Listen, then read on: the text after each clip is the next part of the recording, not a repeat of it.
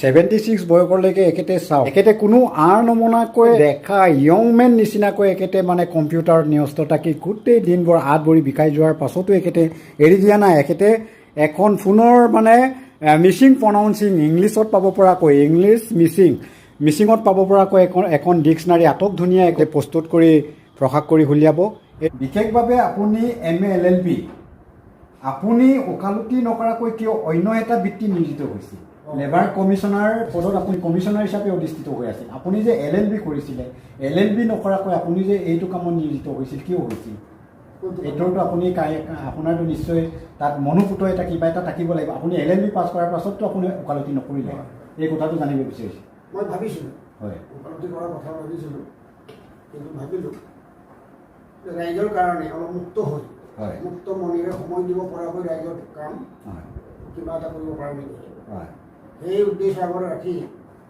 মই আৰু বেছি ওকালতি কৰাত বেছি মনোনিৱেশ কৰা নহ'ল কাৰণ মোৰ সমাজৰ প্ৰতি বা ভাষাটোৰ প্ৰতি বা সংস্কৃতিৰ প্ৰতি সংস্কৃতি প্ৰেমী আছিলোঁ মই এই সংস্কৃতি প্ৰেমীৰ মূলতে হ'ল এই ভাষা চৰ্চাটো আহি পৰিলে আৰু সেই মূলতে হ'ল সাহিত্য সভাৰ লগত মিচিং আগুকামৰ মই মানে নিবিড় সম্পৰ্ক ৰখা প্ৰত্যক্ষভাৱে মই মানে জড়িত হ'বলৈ মানে জড়িত হ'ব লগা হ'ল এনে মই চাকৰি কৰি থাকোঁতেই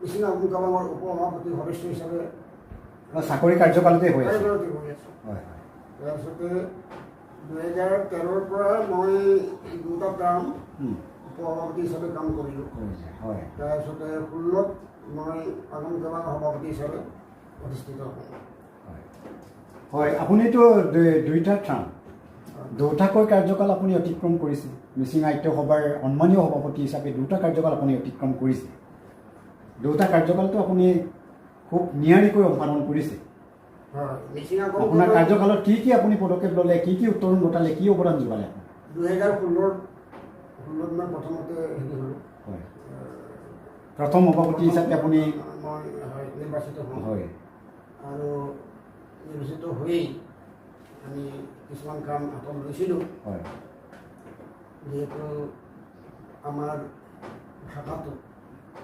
ভাষাটো এটা হেৰি স্তৰলৈ উন্নতিৰ স্তৰলৈ নিবলৈ হ'লে আমাক তিনিটা বস্তু লাগে এইটো হ'ল অভিধান তাৰপিছতে আপোনাৰ ব্যাকৰণ আৰু বানান পদ্ধতি এতিয়া মই সভাপতি হিচাপে হৈয়ে প্ৰথমতে মই বেছি গুৰুত্ব দিলোঁ আমাক ব্যাকৰণ এখন লাগে তাৰপিছতে আমাৰ সুনামধন্য আমাৰ পিতৃস্বৰূপ খাটনি ধৰিলোঁ প্ৰতিষ্ঠাপক সভাপতি তেখেতে আমাৰ এখন কথা ক'লোঁ তেতিয়া কথাটো পেলাব নোৱাৰিলে আৰু দিন বহি পেলাই এই গ্ৰামাৰখন আমাৰ যিটো মিচিং বমলাম অলৰেডি পঢ়াটো ওলাইছে সেইটোক আমাৰ নিয়োজিত হওঁ তেখেতে কৈ যায় মই নিজে লেপটপ মাৰি যাওঁ 8টা বজাত তেখেতৰ ঘৰত যাওঁ গধূলি 4টা বজাত তেখেতৰ ঘৰৰ পৰা আহোঁ তেনেকৈ কেইবামাহো ধৰি এইখিনি কাম কৰিলোঁ নিজৰ লেপটপ লৈ আহি আকৌ দায়িত্বটো আকৌ প্ৰুফছৰ লৰাইটো মোকে দিলে চাই মেলি ইভিন প্ৰিণ্টিং পৰ্যন্ত মোকে দিলে প্ৰিণ্টিঙৰ কাম কাজ চোৱা চিতা কৰা সেইখিনি কাম কৰিলোঁ সেইকাৰণে আমাৰ ভাষাৰ যিটো ন্যূনতম যিটো ৰিকুৱাৰমেণ্ট যিটো ফাউণ্ডেশ্যন এই কামখিনি এনেদৰে কৰা হ'ল বুলি মই নিজকে ভাবিছোঁ আৰু যিমান পাৰি মিচিং ভাষাৰ উন্নতিৰ ক্ষেত্ৰত আমাৰ যিখিনি চৰ্চা কৰিব লাগে ৱৰ্কশ্বপকে ধৰি আমি গমনি উলিয়ালোঁ ব্যৱহাৰ কৰি গমনি উলিয়ালোঁ তাৰপিছতে এডমিনিষ্ট্ৰেটিভ গ্লছাৰী উলিয়ালোঁ আৰু গণিতৰ কিতাপ উলিয়ালোঁ আৰু অভিধান উলিয়ালোঁ ট্ৰাইলেংগুৱেল অভিধান এটা উলিয়ালোঁ এখন উলিয়ালোঁ যোৱা আমাৰ বৰ্ষত আমি কমপ্লিট কৰিছোঁ বুলি ইংলিছ এছামিছ মিচিং ইংলিছত যিমানখিনি শব্দ আছে সেইখিনি মিচিঙত তাত কৰা বিশেষকৈ যিবিলাক আমাৰ গছ গছনিৰ মনত ফুলৰ নাম বা চৰাই চিৰিকটিৰ নাম যিখিনি এনক্ল'জ হৈ আছে কৰিব পাৰি সেইখিনি তাত সোমাইছে। এইফালৰ পৰা আমাৰ ভাষাটো এটা হেৰিলৈকে এটা গতি পাইছে বুলি মই ভাবিছোঁ। আৰু মোৰ কাৰ্যকালতে নিজকে হয়তো পঢ়াই পোৱা নিচিনা কথা নহয়। মোৰ কাৰ্যকালতে আমি পৰীক্ষা মিচিং লেংগুৱেজ পৰীক্ষা পাতিলোঁ। 20,000 ল'ৰা ছোৱালীয়ে পঢ়িলে। 20,000 ল'ৰা ছোৱালীয়ে মিচিং ভাষাটো লিখিব জানিলে, ক'ব জানিলে, পঢ়িব জানিলে। সেইটো এটা আমাৰ এটা সমাজৰ কাৰণে এটা বিৰাট এটা ক'ব লাগিব। আৰু এটা মানে ভাষাটোৰ প্ৰতি এটা মানুহৰ জনপ্ৰিয়তা এইবিলাক কামৰ যোগেদি আহিলে আৰু মানুহ সচেতনো হ'ল যে নিজৰ ভাষাটো যে আমি ক'ব লাগে, লিখিব লাগে বা পঢ়িব লাগে, পঢ়িব লাগে। লগে লগে মই তাৰ মাজে মাজে আমি গোটেই আটাইখিনি জাতীয় সংগঠনে ডিচিশ্যন লোৱা অনুসৰি সিদ্ধান্ত অনুসৰি মিচিং ভাষাটোক মিডিয়াম ইনষ্ট্ৰাকশ্যন কৰিব লাগে বুলি যিটো আমাৰ দাবী আছিলে। এইমতে চৰকাৰেও ঘোষণা কৰিছে আপোনালোকৰ কাৰ্যকাল। হয়, আমি এইটো চৰকাৰৰ ওচৰত দফে বিদফে আমি উত্থাপন কৰি আহিছোঁ। সেইমতে চৰকাৰেও এইটো ক্লাছ 2লৈকে মানি ল'লে আৰু লৈ পেলাই কেবিনেট মেমৰাণ্ডাম কৰি আপোনালোকে জানে কেবিনেট মেমৰাণ্ডামো কৰিলে। এতিয়া সেইটো মাধ্যম হোৱা কথাটো এতিয়া মানে অতি সোনকালে কাৰ্যত প্ৰয়োগ হ'ব বুলি আমি আশা কৰিছোঁ আৰু কামবিলাক হৈ আছে বুলি আমি বিশ্বস্ত সূত্ৰৰ পৰা আমি গম পাইছোঁ। হয়, এই প্ৰসংগতে আপোনাৰ পৰা আকৌ বিশেষভাৱে জানিব বিচাৰে, আপোনাৰ জ্ঞাত নেকি এতিয়া কেনেকুৱা পৰ্যায়ত আছে আমাৰ যিটো টিচাৰ এপইণ্টমেণ্টৰ ক্ষেত্ৰত, এইটো কথা আপোনাৰ অৱগত হৈছে নেকি? আপুনি আগম গাবাঙৰ পৰা পাইছে নেকি? মই আগম গাবাঙৰ এইটো বিষয়ত তেনেধৰণে পোৱা নাই। হয়, কিন্তু আগত আমাৰ আলোচনাৰ মাজতে এইবিলাক কথা হৈছিলে যে যিখিনি আমাৰ মিচিং টিচাৰ আছে তেওঁলোকে আনি পেলাই সদ্যহতে যিমানখন স্কুল ল'ব সেই স্কুলবিলাকত পঢ়াবৰ কাৰণে নিয়োগ কৰা হ'ব আৰু সেইখিনি মানুহক মিচিং লেংগুৱেজ শিকাবৰ কাৰণে আগম গাবাঙে ট্ৰেইন আপ কৰিবৰ কাৰণে আগম গাবাঙক দায়িত্বটো দিয়া হ'ব বুলি মাজে সময়তে আলোচনা হৈছিলে। কিন্তু আগম গাবাঙৰ বোধহয় এতিয়ালৈকে তেওঁলোকে দাবীটো কৰি আছে যে টিচাৰ নিযুক্তি দিয়াৰ ব্যৱস্থা কৰিব লাগে, কৰি আছে এনেকুৱা সেইটো বুলি মই গম পাইছোঁ। এতিয়াও পৰৱৰ্তী কালতো সেইটো আগম গাবাঙে হয়তো চৰকাৰৰ ওচৰত আবেদন নিবেদন কৰি থাকিব, দাবী কৰি থাকিব। গম পাইছোঁ। তাৰপিছতে মই বিশেষকৈ মিচিং ভাষাতহে মই চৰ্চা কৰোঁ।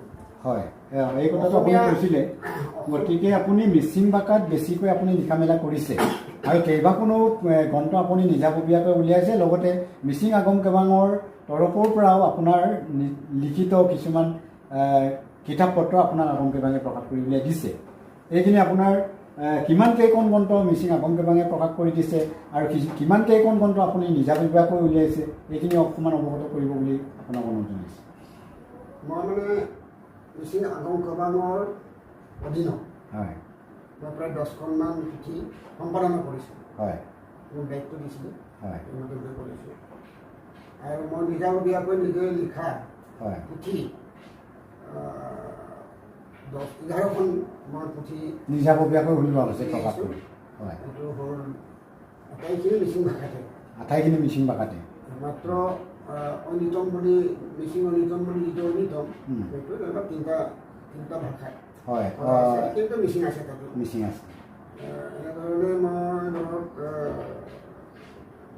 ভাৰতলোক ৰংগ ভাৰতীয় সংবিধান এইখনো আপুনি অনুবাদ কৰি উলিয়াইছে। ঐনিতম মিচিং নবল উপচনাম মিচিং ফক চং ঐনিতম হাৰ্ট ফেল্ট ফক চং অফ দ্য মিচিং হয়। তাৰপিছতে ইফালে কানি আগম এই 5টা জনগোষ্ঠী আমিন মিন্নাম তেনেকুৱা ধৰণৰ বহুত কেইবাখনো লিকেট পটিম ইত্যাদি আপোনাৰ বহু কেইখন কিতাপ আছে। লিকেট পটিম হয়, মিচিং আবুল কাংকিং হয়, আনকাং অকচুং হয়, আনুবংকী কুমচুং এনেকৈ ধৰি প্ৰায় 11খনমান পুথি মই মানে নিজা উদ্যোগত আৰু মই ৰচনা কৰিছোঁ হয় আৰু তাৰ মাজতে মিচিং সাহিত্য সভাই হয় নিজৰ প্ৰকাশো কৰিছে কেইখনমান হয় কেইখনমান মই নিজেও প্ৰকাশ কৰিছোঁ নিজে হেৰি চৰ্চা কৰি প্ৰকাশ কৰা হৈছিল। হয় ধন্যবাদ। আপোনাক আমিতো দুটা ঠাম আপোনাক সন্মানীয় মিচিং আহোম গমাঙৰ সভাপতি হিচাপে পাই আহিছোঁ আৰু আপুনি খুব নিয়াৰিকৈ আপুনি দুটা কাৰ্যকাল বুলি ক'ব লাগিব, দুটা কাৰ্যকাল আপুনি নিয়াৰিকৈ সম্পাদন কৰি আহিছে। তাৰ লগতে আপুনি এনেকুৱা ধৰণৰ মিচিং আইত্য সভাৰ উপৰিও সামাজিক কামত আপুনি কেনেকুৱা ধৰণৰ অনুষ্ঠান প্ৰতিষ্ঠানত জড়িত থাকি আপুনি সমাজসেৱা কৰি আহিছে? মই মানে 2016 চনত মিচিং আহোম গমাঙৰ সভাপতি হোৱাৰ পিছত হয় মোক অসম প্ৰশাসন পৰিষদে কাৰ্যনিৰ্বাহক সভাত সদস্য হিচাপে মোক নিযুক্তি দিয়ে আৰু এতিয়ালৈকে 16ৰ পৰা এতিয়ালৈকে 24 চনলৈকে মই অসম প্ৰশাসন পৰিষদৰ সদস্যভুক্ত হৈ আছোঁ। তাৰোপৰিও 16 চনতে সভাপতি আহোম গমাঙৰ সভাপতি হোৱাৰ পিছতেই মোক নিৰ্বাচিত কৰিলে সদৌ খিলঞ্জীয়া জনজাতীয় সাহিত্য সভাৰ সভাপতি হিচাপে হাফলঙত অনুষ্ঠিত কনভেনশ্যনত মোক এই সভাপতিৰ দায়িত্ব দিয়ে। এইটোতো এটা গধুৰ দায়িত্ব। গোটেই আমাৰ 8টা জনজাতীয় সাহিত্য সভাৰ সভাপতি হিচাপে আপোনাক অধিষ্ঠিত হৈছিল। গতিকে এইটোতো আপোনাক আমি ধন্যবাদ জ্ঞাপন কৰিব লাগিব। গধুৰ দায়িত্ব আছিল, আপুনি নিয়াৰিকৈ আপুনি চলাই গৈ আছিল। এতিয়াও আছে নেকি আপোনাৰ দায়িত্ব? এতিয়াও আছে। হয় আমাৰ উদ্দেশ্যটো আছিলে যে অসমত এটা মানে নিৰ্দিষ্ট এটা মানে জনজাতীয় ভাষা নীতি ভাষা নীতি ট্ৰাইবেল লেংগুৱেজ পলিচিটো আমাৰ দৰকাৰ তৈয়াৰ কৰিব লাগে, চলাব লাগে যাতে জনজাতীয় ভাষাবিলাক মৰি নাযায় আৰু সেইবিলাকক সাৰ পানী দি জীয়াই ৰখাৰ স্বাৰ্থত এটা নিৰ্দিষ্ট জনজাতীয় ভাষা এটা নীতি চৰকাৰে গ্ৰহণ কৰিব লাগে। তাৰ ওপৰত জোৰ দিয়া উদ্দেশ্যে সেই খিলঞ্জীয়া জনজাতীয় সাহিত্য সভা গঠন কৰা হৈছিল আৰু অকলে যিহেতু বহুত বছৰৰ পৰা ধৰি বহুতে ডিমাণ্ড কৰি আহিছোঁ নিজাববীয়াকৈ সাহিত্য সভাবিলাকে, কিন্তু ফল নধৰাৰ কাৰণে একেলগে এটা ট্ৰাইবেল সাহিত্যবিলাক একেলগে এটা ফৰাম গঠন কৰি চৰকাৰৰ ওচৰত আমাৰ দাবীবিলাক মানে উত্থাপন কৰিব লাগে আৰু চৰকাৰৰ নজৰলৈ আনিব লাগে।